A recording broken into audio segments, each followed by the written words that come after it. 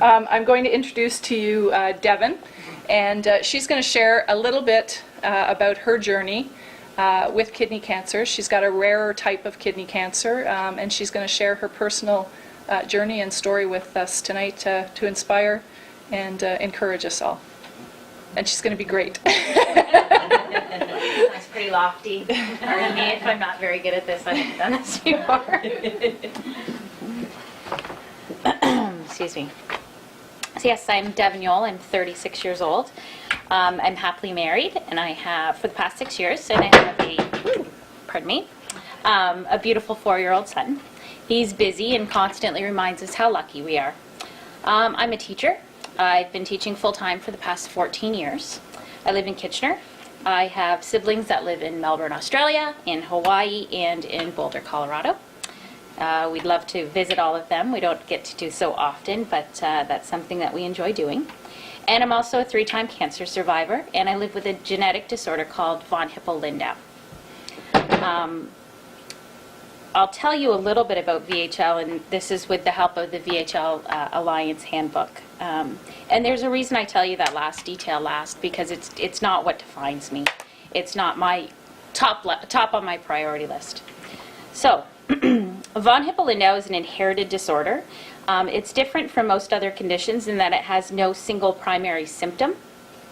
It doesn't occur exclusively in one organ of the body, and it doesn't always occur in a particular age group. The condition is hereditary, but the health problems of the involved families are so varied that the common cause may not be recognized for many years. In addition, the appearance and severity of the condition are so variable that many members of a family may only have some relatively harmless issues, while others may have more serious ones. With VHL, tumors or lesions will develop in one or more parts of the body. Patients with VHL can be affected by these tumors in the brain, spinal cord, retina, adrenal glands, pancreas, kidney, inner ear, and on the reproductive organs. So VHL presents differently in each patient. Even in the same family, people may show only one or several features of VHL. And since it's impossible to predict exactly which one or more manifestations of VHL each person will have, it's important to continue to check for all the possibilities throughout a person's lifetime. 25 to 60% of VHL patients experience renal cell carcinoma or cysts in the kidney.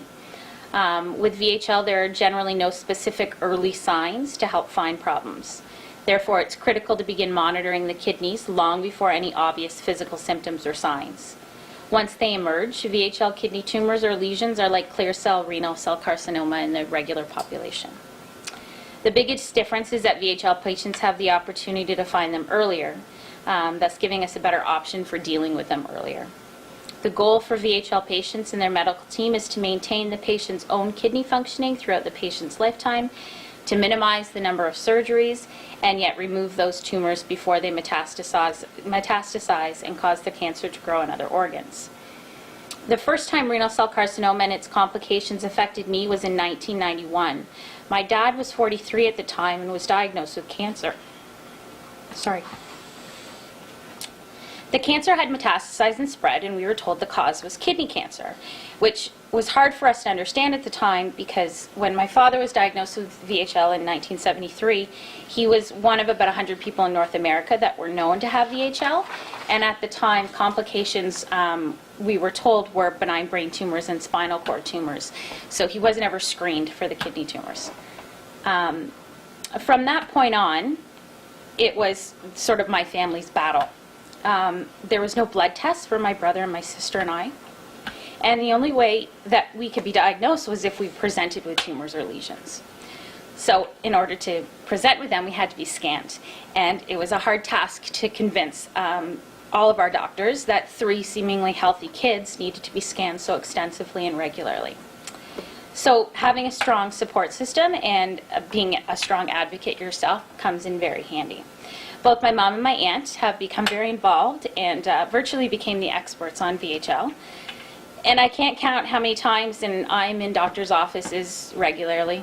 I wish I could clock air miles going back and forth the 401 because I don't live in London, but I've spent a good majority of my time in London.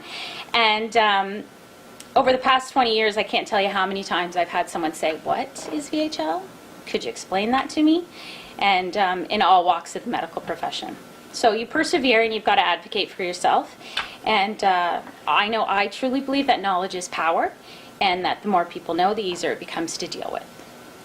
My first surgery was in October of 2000. I had just turned 23 and was told the lesions on my left kidney were troublesome and needed to be removed.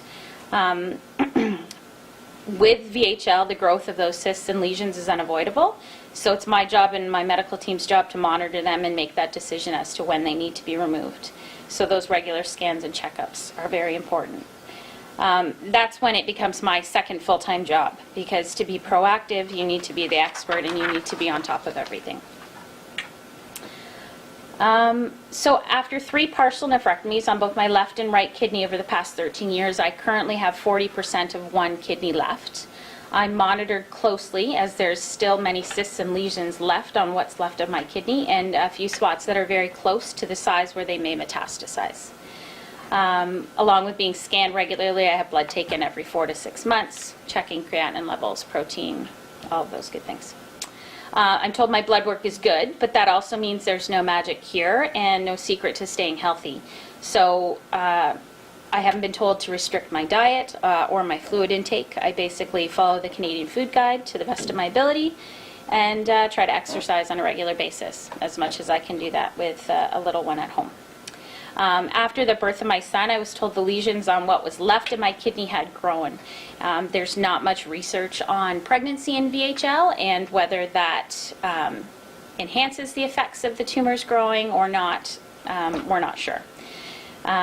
Regardless, because of the scar tissue from the 2 previous surgeries on what's left of my kidney, I was told I would need a transplant.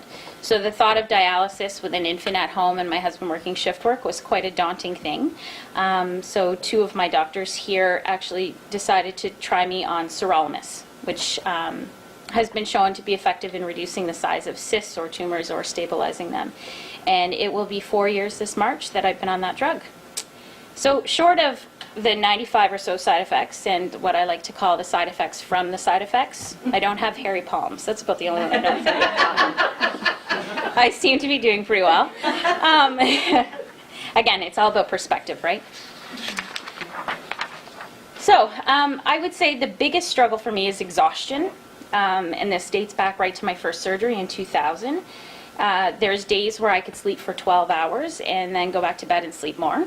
I rarely get the opportunity to do this with teaching elementary school and having a young son, but I definitely feel that it sort of cycles. I would say every 2 to 3 weeks I get that really low period where I'm very tired.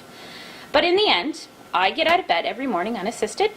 I carry on with my full-time job, and I spend quality time with my family, so I guess it's not so bad. Thank you.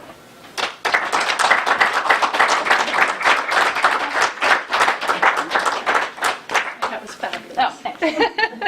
Thank you, Devin. We actually have some thank you gifts for all of our speakers, but I'm going to save that until we're done, just to keep the flow of the evening moving along.